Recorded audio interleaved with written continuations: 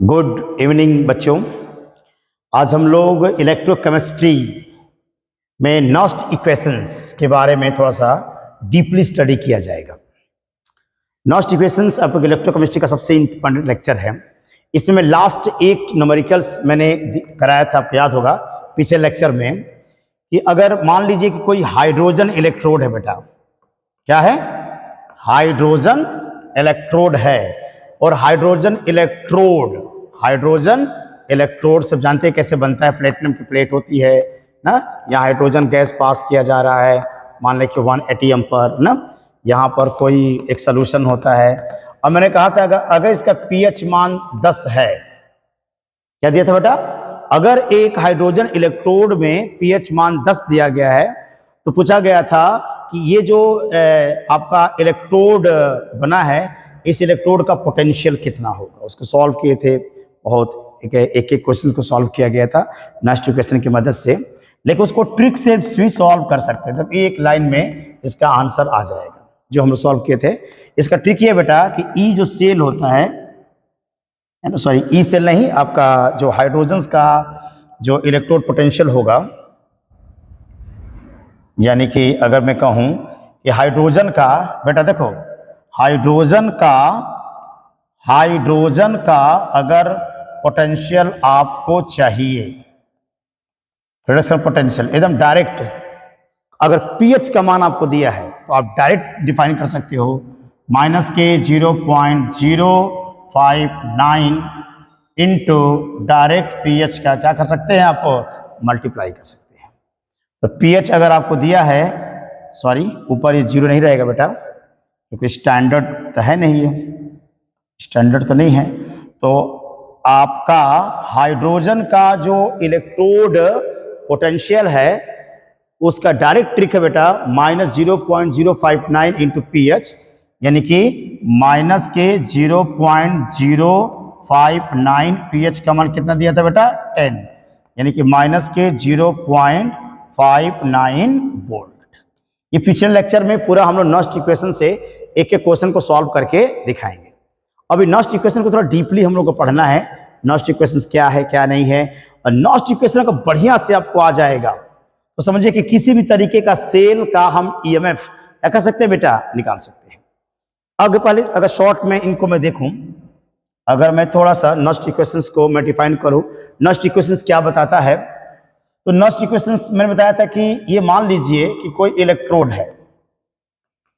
थोड़ा नॉस्ट इक्वेशन को समझिए ध्यान से, नॉस्ट इक्वेशन क्या कर रहा है।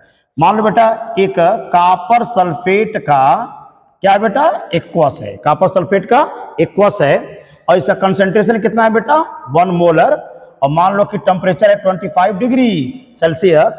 और इसमें आपने क्या किया बेटा, इसमें आपने कॉपर की रॉड को क्या किया है, डाल दिया है। क्या किए हो, कॉपर की रॉड को डाल दिए हो।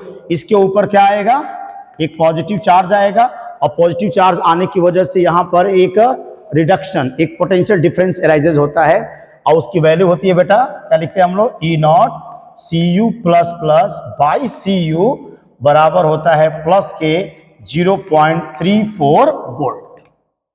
ये हम जानते हैं। और कैसे निकला था, C की मदद से, विद हेल्प ऑफ C की मदद से, with help of C, standard hydrogen electrode की मदद से हम इस क्वेश्चन को सॉल्व किए थे। अब क्या करना है, मान लीजिए बेटा, मान लो कि हमने क्या किया कि सेम क्वेश्चन है, सेम कॉपर सल्फेट का ही सॉल्यूशन लिया मैंने क्या किया, कॉपर सल्फेट का ही एक्वस लिया गया है, और कॉपर सल्फेट के एक्वस में बेटा मैंने क्या किया है, कॉपर की रॉड को डाल दिया है।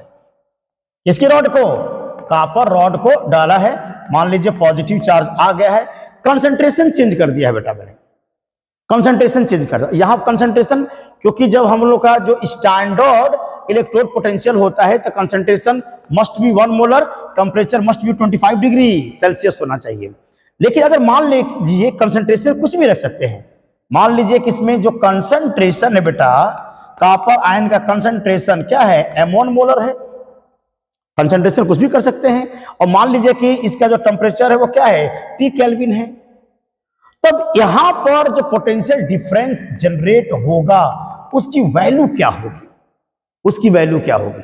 पहली बात इसको लिखने का जो तरीका हो जाएगा वो ऐसे लिखेंगे आप, ECU प्लस प्लस और बाई CU, दोनों में डिफरेंस जान लो बेटा, बहुत काम का चीज है। अगर ऊपर जीरो का मतलब क्या हो गया, स्टैंडर्ड है। स्टैंडर्ड का मतलब कि concentration must be 1 molar, temperature 25 degree Celsius. वही कॉपर सल्फेट का एक और सोल्यूशन है, और कॉपर सल्फेट के एक और सोल्यूशन में हमने कॉपर की रॉड को डाला है, कंसंट्रेशन चेंज कर दिया है। कंसंट्रेशन मान लेते हैं M1 कुछ भी M/10, माने 2 मोलर 3 मोलर 1/10 मोलर एक्सेट्रा, और टेम्परेचर भी हमने क्या कर दिया है, T केल्विन कर दिया है। अब यहां पर जो पोटेंशियल डिफरेंस जनरेट होगा उस पोटेंशियल डिफरेंस को इस सिंबल से रिप्रेजेंट करेंगे। दोनों सिंबल का डिफरेंस जान लीजिए। इसको केमिस्ट्री में पढ़ा जाता है standard reduction potential of the copper, और इसको पढ़ा जाएगा electrode potential of the copper. I repeat again, इसको पढ़ा जाएगा standard electrode potential of the copper, या ज्यादा बेहतर नाम होगा standard reduction potential, standard reduction potential of the copper. ऐसे क्या बोलोगे, स्टैंडर्ड शब्द कर हट जाएगा, इसका नाम होगा reduction potential of the copper. It is reduction potential या electrode potential of the copper, और यह है standard electrode potential of the copper. अब नष्ट क्या करता है, नष्ट का मानना है यदि किसी भी एलिमेंट का या किसी भी मेटल का या नॉन मेटल का किसी भी एलिमेंट का यदि SRP स्टैंडर्ड रिडक्शन पोटेंशियल यदि पता है तो हम उस मेटल का इलेक्ट्रोड पोटेंशियल किसी भी कंसंट्रेशन पर और किसी भी टेम्परेचर पर इजीली फाइंड आउट कर सकते हैं। बार बार आपको एक्सपेरिमेंट करने की जरूरत नहीं पड़ेगी। Are you getting? ठीक है बेटा। तो नॉस जो इक्वेशन है, नॉस equation is the relation between, नॉस equation is the relation between standard reduction potential of that element and reduction potential of that element। यानी इसमें और इसमें, इन दोनों के बीच में जो रिलेशन होता है उस रिलेशन को कहा जाएगा Nernst equation. Nernst equation is the relation between standard electrode potential and electrode potential of that given element. Okay, let there is a M aqueous, charge कितना बेटा, प्लस, और उसने N इलेक्ट्रॉन क्या किया, गेन किया, अब बदल गया है M। ये क्या फिनोमेना हो रही है बेटा, रिडक्शन फिनोमेना हो रही है, रिडक्शन हो रहा है, ध्यान रखिएगा, रिडक्शन हो रहा है बेटा, रिडक्शन अकर्स। तो रिडक्शन के रेस्पेक्ट में नॉस्ट ने एक फॉर्मूले का डेरिवेशन किया हुआ है on the basis of Gibbs energy, entropy, enthalpy, thermodynamics की बेसिस पर। और क्या डेरिवेशन है बेटा, E, ध्यान देना, E m n plus by m बराबर हो जाएगा E नॉट, क्या होगा बेटा, m n plus by m minus RT by NF log base E, active mass of product, product का कंसेंट्रेशन माने कंसंट्रेशन ऑफ मेटल सॉलिड और कंसंट्रेशन ऑफ रिएक्टेंट यानी कि Mn प्लस एक्वस। ओके बेटा, किसी भी सॉलिड मेटल का concentration हमेशा क्या होता है, 1 होता है, तो इसको हटा दीजिए, तो ये हो जाएगा बेटा Em n plus by m equals के E नॉट, और ये होगा बेटा M n plus by m equals RT by NF और लॉग बेस E और 1 बाई ये होगा बेटा Mn plus. This is the Nernst equation, यही आपका नॉस्ट इक्वेशन है, ये नॉस्ट इक्वेशन है।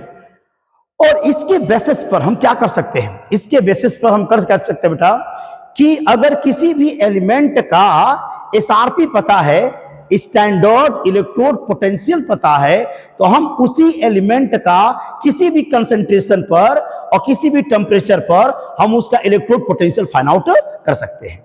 एक और फायदा होगा कि नॉस्ट इक्वेशन की मदद से हम किसी भी सेल का ईएमएफ पता कर सकते हैं।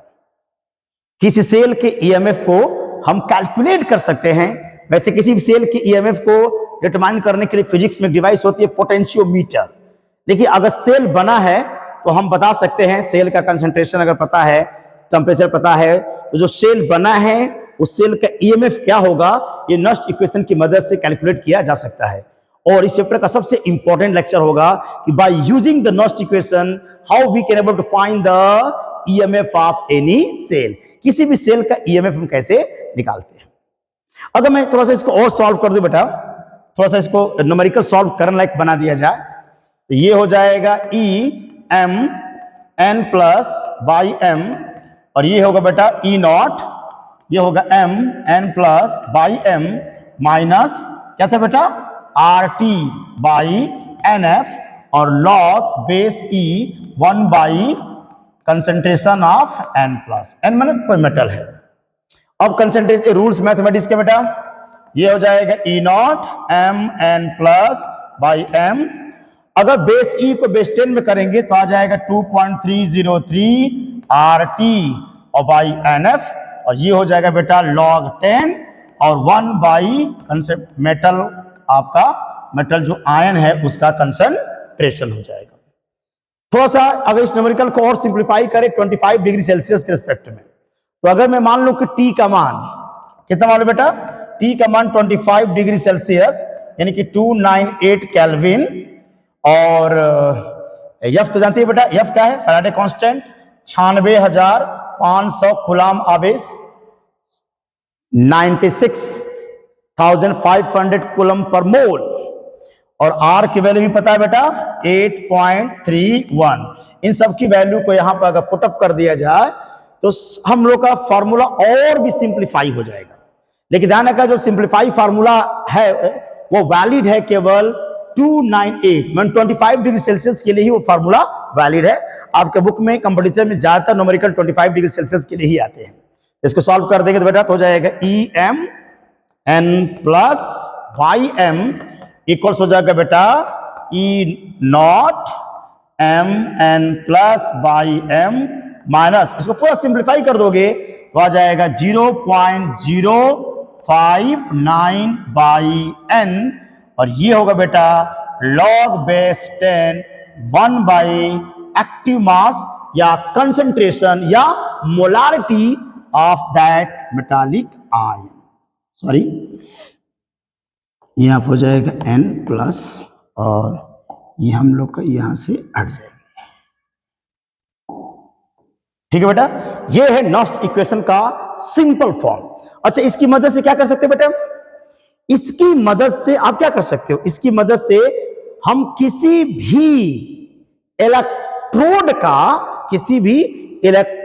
का हम निकाल सकते हैं इलेक्ट्रोड पोटेंशियल किसी भी कंसंट्रेशन पर और किसी भी टेम्परेचर पर।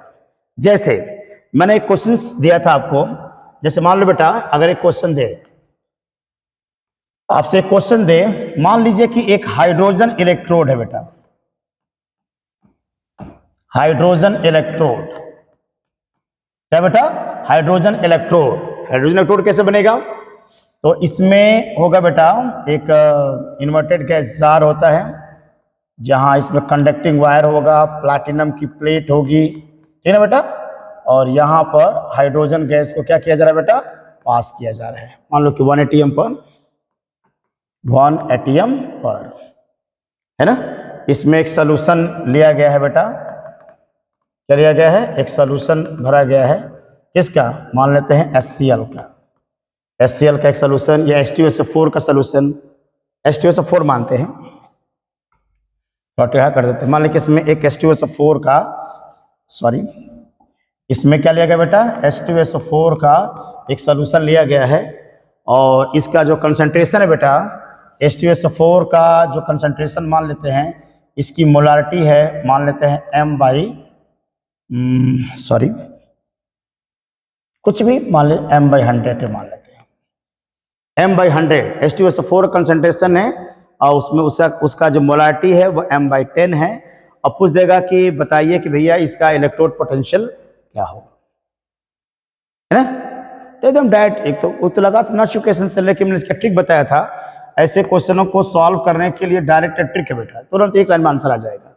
और वो आंसर है बेटा कि ई माने हाइड्रोजन का इलेक्ट्रोड पोटेंशियल, हाइड्रोजन का इलेक्ट्रोड पोटेंशियल बराबर हो जाएगा E0 H plus by 1/2 H2 ना, हो गया बेटा।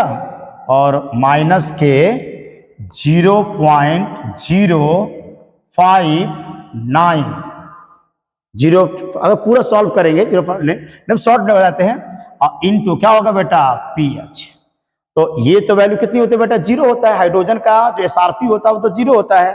तो डायरेक्ट अगर आंसर कहूं बेटा, अगर हाइड्रोजन इलेक्ट्रोड है तो हाइड्रोजन इलेक्ट्रोड का हम तुरंत इलेक्ट्रोड पोटेंशियल बता सकते हैं इस फार्मूला की मदद से। कैसे?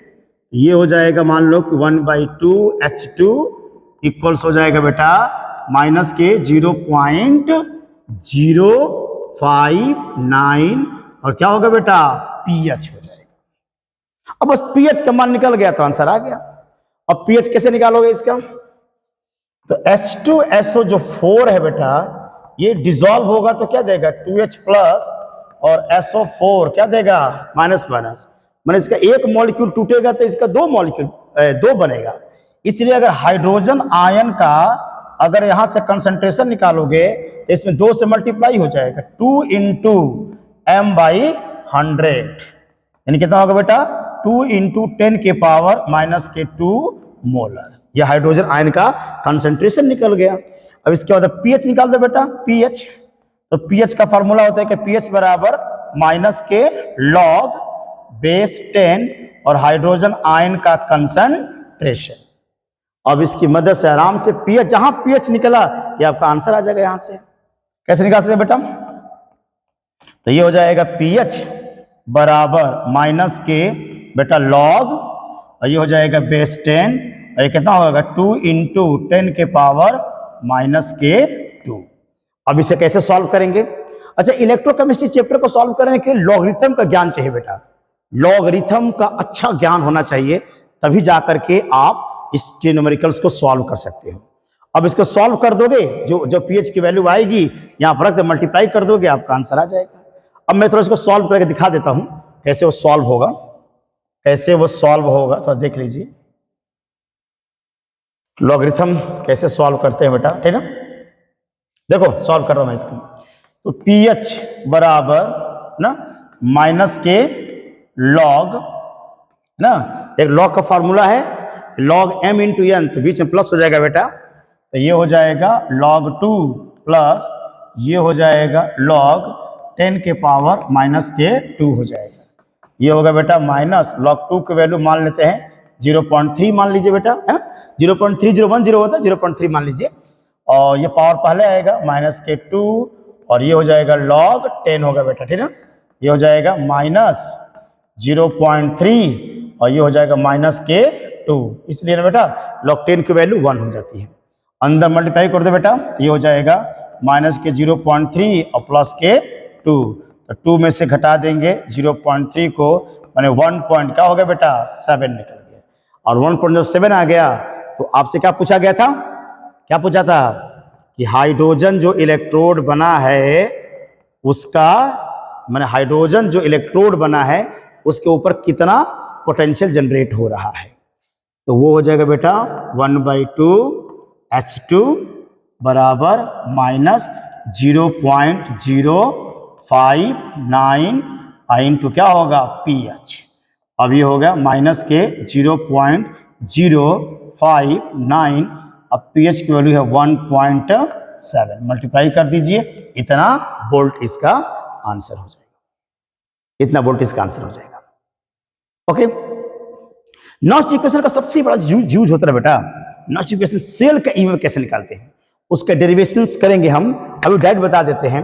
मान लो कि कोई रिएक्शन हो रहा है, A स्मॉल ए और स्मॉल बी और गिब्स मान लो बेटा सी और कैपिटल सी स्मॉल डी और कैपिटल डी, और इसमें Ne इलेक्ट्रॉन इंट्रोड्यूस हो रहे हैं। कोई केमिकल रिएक्शंस, कोई सेल रिएक्शंस हो रहा है ना, कोई सेल रिएक्शन लेकर स्मॉल ए कैपिटल ए, माने स्टोइकियोमेट्रिक कोएफिशिएंट है ये इसका। और ये हो गया बेटा small B capital B Gibbs small C capital C और स्मॉल डी और capital D, A B C D उसके मोल्स है या स्टोइकियोमेट्रिक कोएफिशिएंट है। मतलब एक सेल रिएक्शन है बेटा, और सेल रिएक्शन में Ne इलेक्ट्रॉन खर्च हो रहे हैं, है ना। तो ये जो सेल बना है, इस सेल का EMF कैसे निकालेंगे, डायरेक्ट इसका डेरिवेशन है, अगले लेक्चर में करेंगे। अभी आज न्यूमेरिकल करना सिखाएंगे कैसे न्यूमेरिकल सकता है। सबसे पहले बेटा इसका Kc निकाल दीजिए, इक्विलिब्रियम कांस्टेंट निकालिए, इक्विलिब्रियम कांस्टेंट निकाल दीजिए। इक्विलिब्रियम कांस्टेंट होगा प्रोडक्ट का एक्टिव मास, पढ़े होंगे आप लोग, प्रोडक्ट का एक्टिव मास, ठीक है बेटा, ठीक है, स्मॉल बी। और इलेक्ट्रॉन कितने खर्च हुए, स्मॉल n इलेक्ट्रॉन हो खर्च हुए हैं। इसका फॉर्मूला बता दे बेटा, ई सेल बराबर हो जाएगा ई नॉट सेल माइनस के 0.059 बाई n और log बेस 10 और क्या हो जाएगा Kc। इसकी मदद से किसी भी सेल का EMF आसानी से क्या कर सकते हैं बेटा, निकाल सकते हैं। कोई भी सेल दिया है तो सेल का EMF कितना होगा इस फार्मूले की मदद से आसानी से सॉल्व किया जा सकता है। ओके, जैसे मान लीजिए एक सेल में दे रहा हूं, एक देखना बड़ा बेहतर सेल है। जैसे मैं एक क्वेश्चन दे रहा हूं, देखिए, अच्छा, जो सेल को रिप्रेजेंट किया जाता है बेटा, ऐसे रिप्रेजेंट करते हैं। एक तो पहले एनोड को दिखाया जाता है लेफ्ट में, फिर साल्ट ब्रिज है, और फिर क्या लिखा जाता है बेटा, कैथोड को लिखा जाता है ना। मान लो कि हमारे पास एक सेल है, हाइड्रोजन सेल है ना। बहुत अच्छा क्वेश्चन है ये। और इसमें जो हाइड्रोजन गैस को पास किया जा रहा है बेटा, हाइड्रोजन गैस को पास किया जा रहा है 1 atm पर। कितना बेटा, 1 atm पर पास किया जा रहा है। और यहां भी हाइड्रोजन इलेक्ट्रोड है, और यहां भी हाइड्रोजन गैस को पास किया जा रहा है। कितना बेटा, 1 atm पर पास किया जा रहा है। साल्ट ब्रिज भी लगा होगा, वो सब जानते होंगे, साल्ट ब्रिज मान लेके लगा हुआ है। कंसंट्रेशन अलग अलग दिया है। मान लीजिए कि इसका जो कंसंट्रेशन है बेटा, इसका कंसंट्रेशन आपको मान लेके दे दिया है 0.000 m मोलर, और इसका कंसंट्रेशन दिया है मान लो बेटा 0.01 मोलर। ये आपको दे दिया गया है ना। ये मान ले कि ये बता दिया कि एनोड है। ये क्या बोल रहा है बेटा, ये मान ले कि एनोड है, और ये कह रहा है बेटा, ये कह रहा है कि कैथोड कह रहा है। दोनों हाइड्रोजन इलेक्ट्रोड है, दो हाइड्रोजन इलेक्ट्रोडों को मिला के एक सेल बनाया गया है। इस सेल का EMF क्या होगा, अब ध्यान देना। हाइड्रोजन गैस को जो लिखा गया है 1 atm पर, मैंने अगर इसको सिंबल वाइज लिखूं बेटा, तो बताओ कि एनोड पर क्या होता है, ऑक्सीडेशन, मतलब इलेक्ट्रॉन क्या किया जाएगा, लॉस किया जाएगा। यहां पर रिएक्शन होगा, आपका हाइड्रोजन जो होगा बेटा, ये कन्वर्ट हो रहा होगा 2H+, और 2 इलेक्ट्रॉन क्या कर रहा होगा, गेन कर रहा होगा। बोलो बेटा, ऑक्सीडेशन। यहां पर क्या हो रहा होगा, तो इसमें हो रहा होगा कि 2H+, 2 इलेक्ट्रॉन गेन करके अब बदल रहा हो किस में, हाइड्रोजन में। अच्छा, इसको जब सेल सिंबल के रूप में लिखेगा तो ऐसे लिखेगा बेटा, अगर सिंबल के रूप में लिखेगा तो लिखेगा प्लैटिनम। प्लेटिनम की प्लेट पर ही तो हाइड्रोजन गैस एड्जॉर्ब होती है, आपको पढ़ाया गया होगा। प्लेटिनम की प्लेट पर हाइड्रोजन गैस एड्जॉर्ब होती है। तो पहले प्लेटिनम लिखेगा, प्लेटिनम, बगल में ये लिखेगा, बगल में क्या लिखेगा, हाइड्रोजन। क्या लिखेगा बेटा, gas, hydrogen gas. Platinum plate के साथ हाइड्रोजन गैस आपकी एसोसिएट होती है, ठीक है। और ये किस में कन्वर्ट हो रहा है बेटा, ये कन्वर्ट हो रहा है बेटा H+ में। H+ में कन्वर्ट, कंसंट्रेशन दे देगा, कंसंट्रेशन इसका 0.0003 बेटा और 1 मोलर। फिर बीच में क्या लिखेगा, साल्ट ब्रिज दे देगा। क्या लिखेगा, साल्ट ब्रिज दे देगा। और फिर कैथोड के रिएक्शन को लिखेगा, तो कैथोड पर क्या हो रहा है, कैथोड पर कन्वर्ट हो रहा है बेटा कि जो H+ है, जो H+ है, ये कन्वर्ट हो रहा है, ये कन्वर्ट हो रहा है बेटा हाइड्रोजन गैस में। और हाइड्रोजन जहां गैस होगी वहां क्या लिखेगा, प्लैटिनम भी लिखेगा, उसका प्रेशर भी देगा कितना एटीएम पर है। मान लेते हैं कि 1 एटीएम, यहां पर कितना दिया बेटा 1 एटीएम प्रेशर है हाइड्रोजन गैस का, और यहां भी प्रेशर कितना बेटा 1 एटीएम प्रेशर है। अब कह रहे हैं कि इस सेल का, ये जो सेल बना है बेटा, इस सेल का ईएमएफ कितना होगा, इस सेल का ईएमएफ कितना होगा। तो नेक्स्ट इक्वेशन लगा के हम क्वेश्चन को सॉल्व कर सकते हैं, लेकिन टाइम नहीं है, क्योंकि कंपटीशन का सवाल सॉल्व करोगे तो टाइम ही नहीं है, एकदम जल्दी में आंसर चाहिए। तो जल्दी में आंसर सॉल्व करने का एक ट्रिक बता दें आपको। वो ट्रिक ये है कि अगर हाइड्रोजन सेल है बेटा, हाइड्रोजन सेल है और उसका प्रेशर कांस्टेंट है, कंसंट्रेशन अलग अलग है लेकिन प्रेशर कांस्टेंट है, तो हाइड्रोजन सेल जो बना हुआ है वो कितने वोल्ट का सेल है उसको हम डायरेक्ट निकाल सकते हैं, और वो है बेटा 0.059, और वो होगा बेटा पीएच किसका, एनोड का, pH of anode minus pH of cathode. इस ट्रिक से तुरंत हम लोग का आंसर क्या होगा, तुरंत हम लोग का आ जाएगा। ध्यान रखिएगा ट्रिक कब यूज करोगे, अगर कोई कौन सेल बना है, हमारा एनोड भी, ध्यान दो, हमारा एनोड भी हाइड्रोजन इलेक्ट्रोड है और कैथोड भी हाइड्रोजन इलेक्ट्रोड है। प्रेशर, प्रेशर क्या है बेटा, कांस्टेंट है, कांस्टेंट है। मान लो कि यहां प्रेशर 1 एटीएम, यहां भी प्रेशर 1 एटीएम, कंसंट्रेशन दोनों का क्या है, अलग अलग है, कंसंट्रेशन दोनों का अलग अलग है। और इस हाइड्रोजन सेल का हमको निकालना है बेटा, क्या निकालना है, इस सेल का ईएमएफ कितना होगा, इस सेल का ईएमएफ कितना होगा। तो नेक्स्ट इक्वेशन अप्लाई करके जब ट्रीट करेंगे तो क्वेश्चन आ जाएगा। लेकिन बहुत अच्छा फार्मूला, आपका डायरेक्ट आंसर कैसे आएगा, लेकिन फार्मूला यूज तब होगा, ध्यान रखना, ये फार्मूला तब यूज हम कर सकते हैं जब हमारा लेफ्ट, मतलब हमारा जो एनोड है, ठीक है बेटा, हमारा एनोड भी हाइड्रोजन इलेक्ट्रोड है और हम लोग का जो कैथोड है वो भी हाइड्रोजन इलेक्ट्रोड है। अब प्रेशर, प्रेशर क्या है, कांस्टेंट है, और कंसंट्रेशन क्या हो, डिफरेंट है। और इस तरह बने हुए हाइड्रोजन सेल का हम आसानी से क्या कर सकते हैं, कितने वोल्ट का सेल बना हुआ है इसको निकाला जा सकता है। क्या फार्मूला है, ई सेल बराबर 0.059 ब्रैकेट में pH, pH anode minus pH cathode. तो बस एनोड का निकालिए बेटा पीएच, और इसका निकाल दे पीएच, आपका आंसर आ गया। तो पहले एनोड को देख लेते बेटा, एनोड का निकाल देते पीएच। तो एनोड में ये बताइए हाइड्रोजन आयन का, पहले मैं एनोड की बात कर रहा हूं बेटा, तो एनोड में हाइड्रोजन आयन का कंसंट्रेशन क्या दिया बेटा, ये कितना होगा, 10 के पावर 1 2 3 4।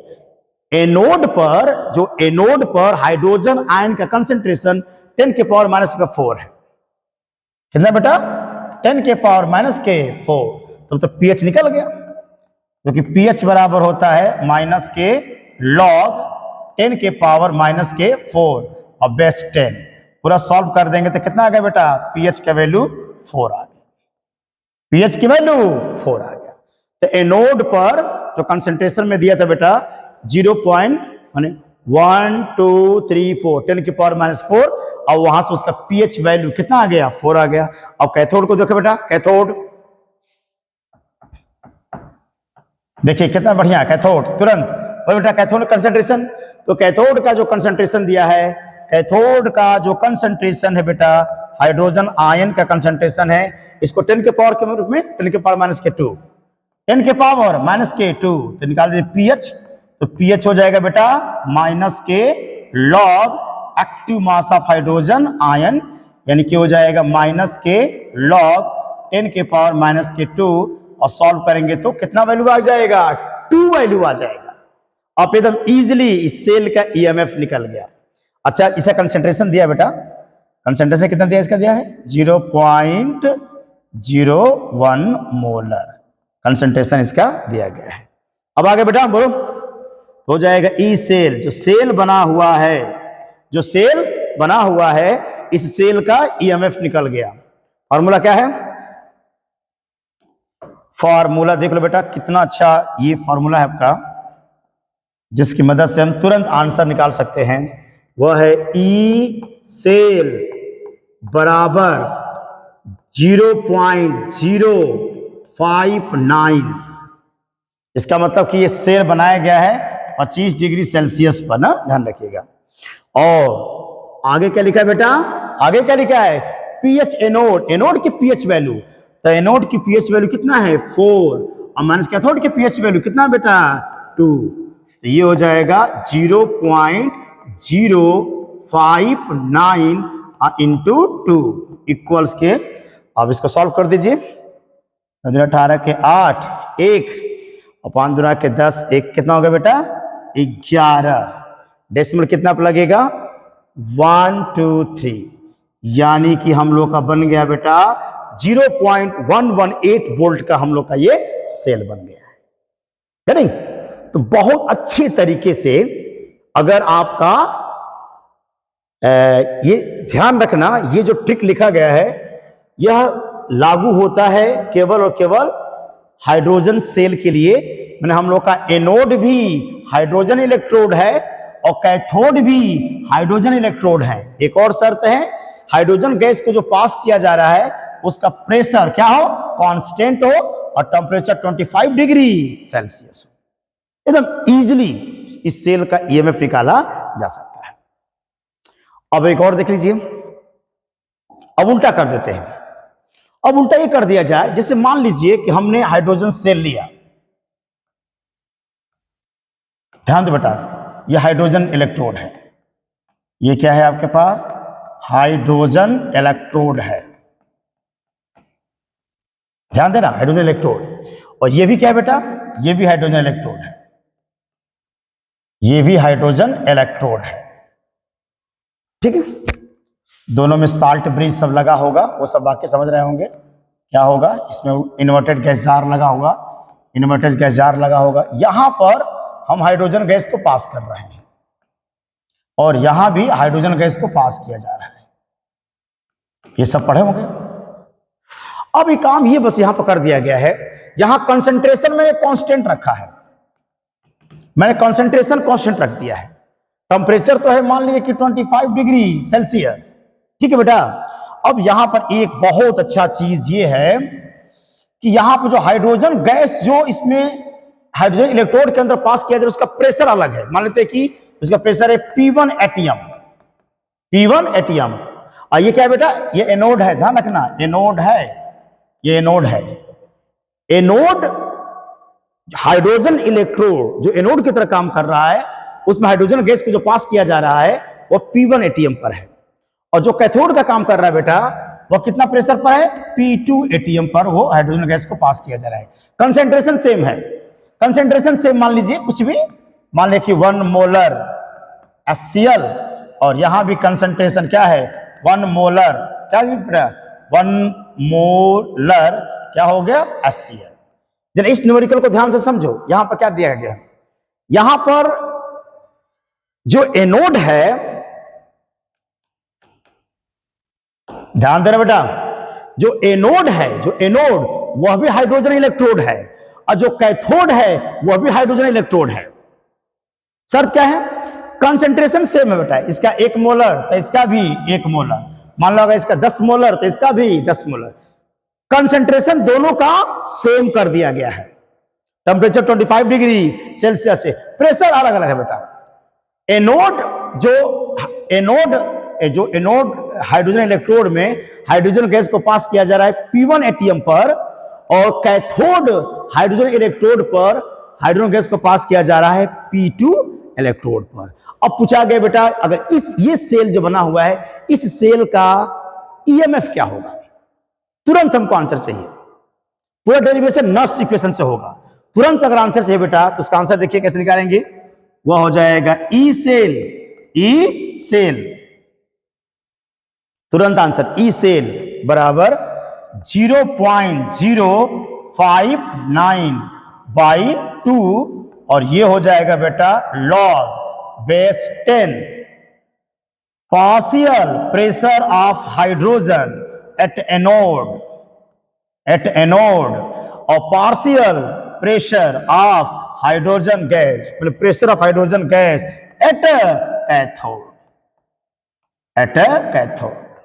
कैथोड पर हाइड्रोजन का प्रेशर, एनोड पर हाइड्रोजन का प्रेशर और कैथोड का प्रेशर। आंसर आगे बेटा, तो इसका सवाल हल करोगे 0.059/2 और ये हो जाएगा बेटा log बेस 10 P1 बाई क्या होगा P2, जो कि हमारा एनोड, एनोड पर हाइड्रोजन गैस को जो पास किया जा रहा है उसका प्रेशर क्या है P1 एटीएम, और कैथोड पर जो हाइड्रोजन गैस पास किया जा रहा है उसका प्रेशर है P2 एटीएम। अच्छा, ये फार्मूले का डेरिवेशन कहां से किया गया है? नॉस्ट इक्वेशन की मदद से ये फार्मूला डिराइव किया गया है।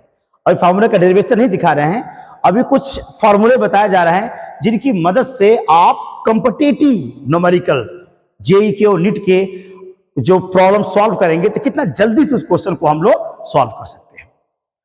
ठीक है बेटा, अब इसमें तीसरा भी टाइप आता है, एक टाइप तीसरा आता है जो बहुत मोस्ट इंपॉर्टेंट है, वही बता दें यहीं पर, सेम यही क्वेश्चन है बेटा। बस यहां पे क्या किया गया ना कि कंसंट्रेशन भी बदल दे, कंसंट्रेशन भी चेंज कर दे बेटा। मान लो कि पहला जो सॉल्यूशन है उसमें HCl का जो कंसंट्रेशन है बेटा वो मान लेते हैं कि M1 है।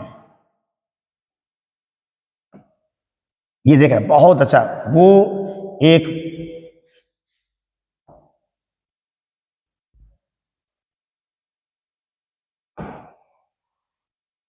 और जो तीसरा सेल जो बनाए हम लोग, ये सबसे मोस्ट इंपॉर्टेंट है। ये है हाइड्रोजन इलेक्ट्रोड, ये भी बेटा हाइड्रोजन इलेक्ट्रोड है, दोनों हाइड्रोजन इलेक्ट्रोड है।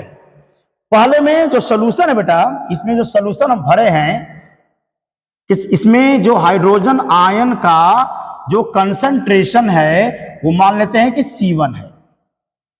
कंसंट्रेशन क्या है? C1 है। और दूसरे इलेक्ट्रोड में हाइड्रोजन आयन का जो कंसंट्रेशन है वो कितना है? C2 है।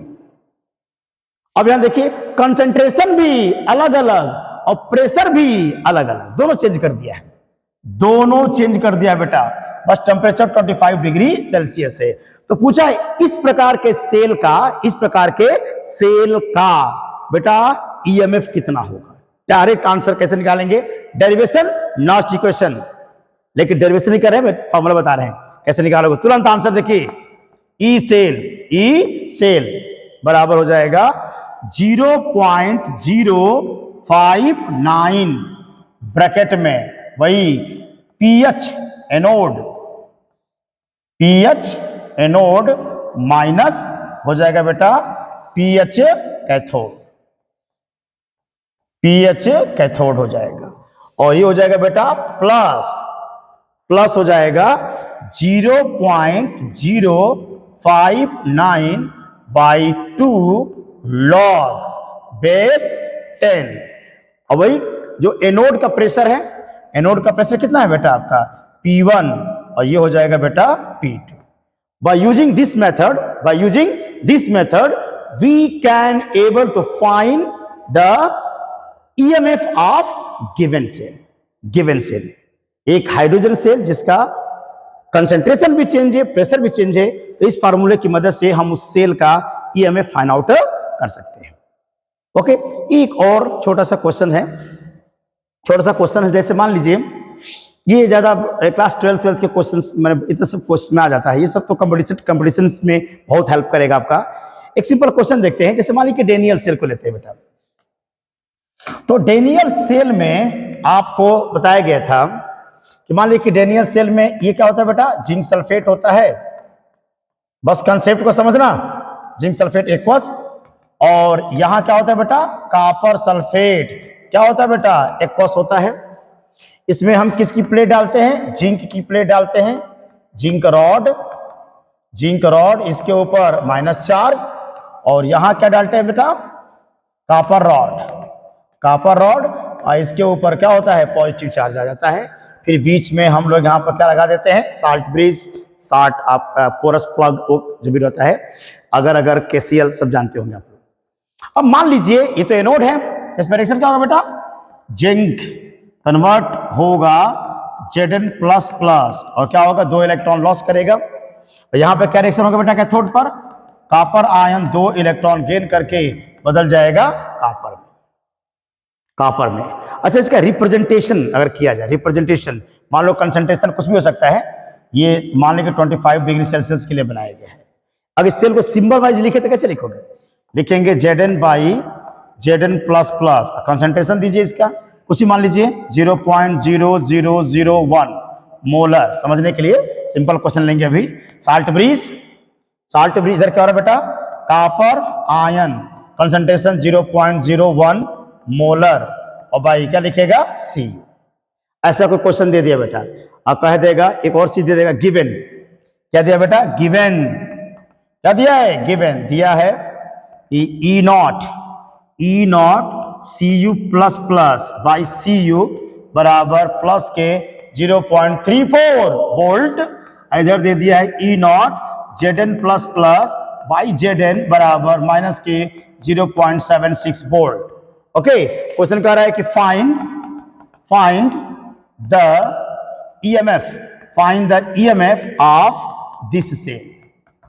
Find the EMF of this cell, इस सेल का EMF फाइंड आउट कीजिए। एकदम इजी क्वेश्चन, ये आपके क्लास 12th में ऐसे क्वेश्चंस आपको दिए जाते हैं। तो इस क्वेश्चन को कैसे सॉल्व करेंगे, ध्यान से क्वेश्चन को देख लीजिए, क्वेश्चंस को ध्यान से देखिए।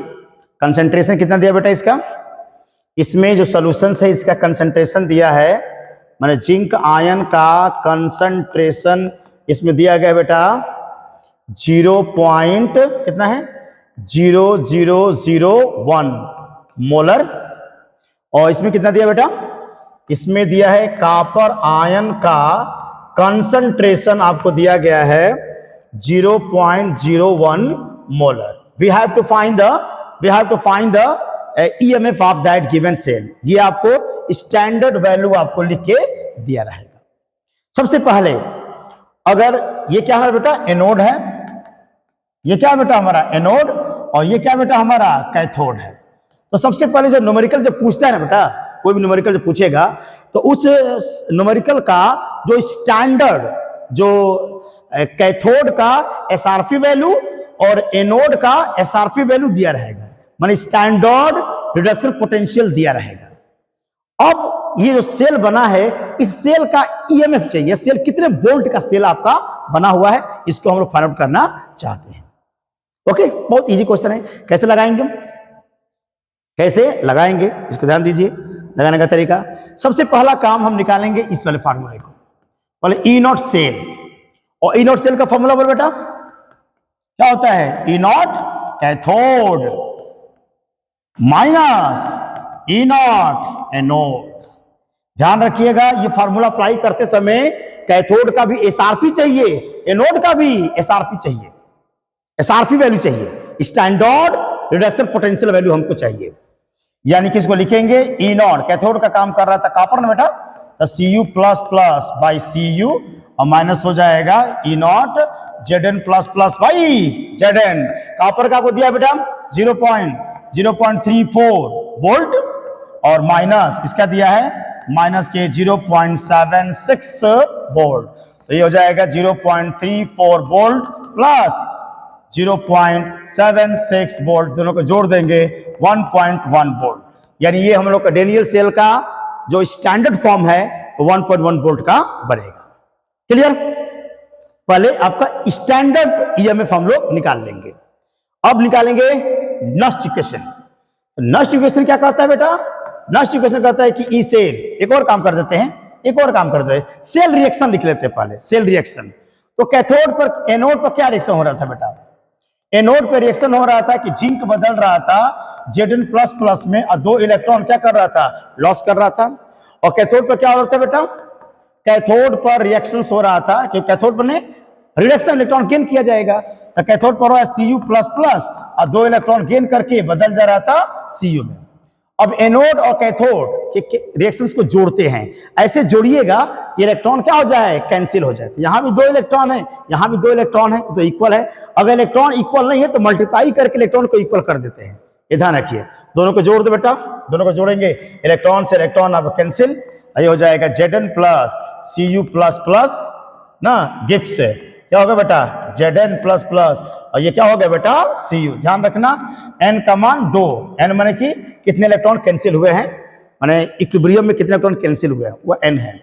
अब निकालें Kc बेटा, क्या निकाल दोगे Kc, तो Kc का फॉर्मूला होता है इक्विलिब्रियम कांस्टेंट प्रोडक्ट, तो प्रोडक्ट हो जाएगा बेटा, प्रोडक्ट हो जाएगा Zn प्लस प्लस और into Cu solid, Cu solid, और रिएक्टेंट क्या होगा बेटा Zn और इनटू ये हो जाएगा Cu प्लस प्लस। हम जानते हैं कि कोई भी मेटल जो सॉलिड फॉर्म में होता है तो उसका कंसंट्रेशन 1 होता है, तो माने आयन फॉर्म में नहीं है तो 1 हो जाएगा, तो क्या बचेगा बेटा Zn प्लस प्लस का कंसंट्रेशन और नीचे हो जाएगा Cu प्लस प्लस का कंसंट्रेशन।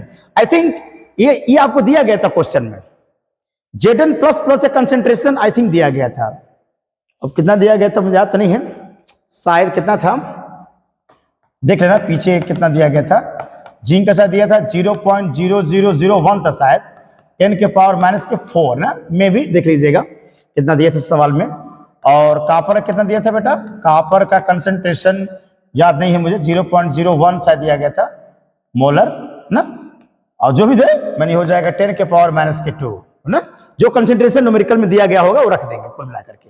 तो कापर जिंक आयन का कंसंट्रेशन 10 के पावर माइनस के 4, ये हो जाएगा 10 के पावर माइनस के 4 मान लीजिए, और कापर आयन कंसंट्रेशन 10 के पावर माइनस के कितना हो गया बेटा 2 हो गया। ऊपर ले जाइए पूरा सॉल्व करेंगे तो 10 के पावर माइनस के 2, 10 के पावर माइनस के 2 हो जाएगा। अब आंसर आ गया, अब आंसर आ गया ई सेल, ई सेल बराबर हो जाएगा E naught cell minus 0.059 by n, और ये होगा बेटा log Kc बेस 10। तो ये वैल्यू तो हम शुरू में निकाल चुके थे। E naught cell, E naught cell कितना आया था बेटा, ई नॉट सेल कितना आया था, ई नॉट सेल आया था 1.1 वोल्ट माइनस 0.059 और n की वैल्यू 2 इंटू लॉग Kc का मान है 10 के पावर माइनस के 2, यहाँ बेस कितना है बेटा 2 है।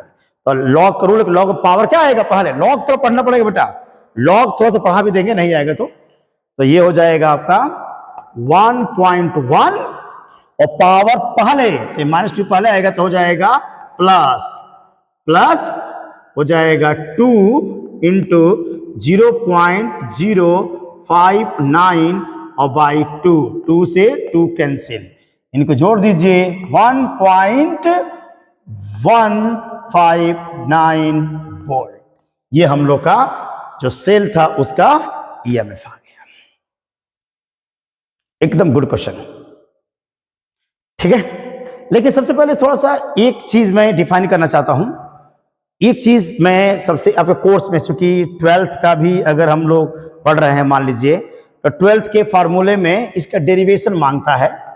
ये फार्मूला आया कहां से कि ई सेल बराबर E naught cell minus R T by N F log K C. इस फार्मूले का